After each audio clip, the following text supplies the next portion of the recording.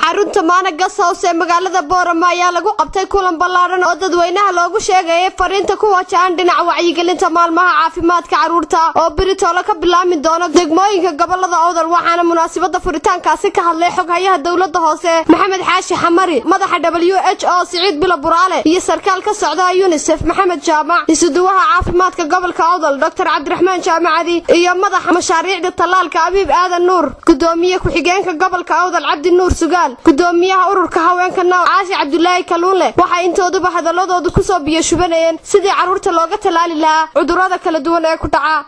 asal wasaaradahan waxa weeyaan mas'uuliyadii ka saarnay carruurta iyo hooyooyinka caafimaadkooda in kor loo qaado nabawan wasaaraddu waxay heel iyo hoob ugu jirtaa sidii kor loogu qaadi lahaa xaaladda caafimaadka carruurta iyadoo la kaashanaysa hay'adaha caalamiga WHO UNICEF iyo hay'ado kale oo badan ha u horeyso UNICEF iyo WHO inta ugu badan xoog saara in ay ka caawiyaan wasaaradda sidii kor loogu qaadi lahaa caafimaadka midda kale asal wasaaradahan laga bilaabo sanadka maanta waxa kor loo xoogiyo indhaha ay hayaan waa hooyada iyo ilmaha yar koray waxa farxad weyn ah talaalkan maanta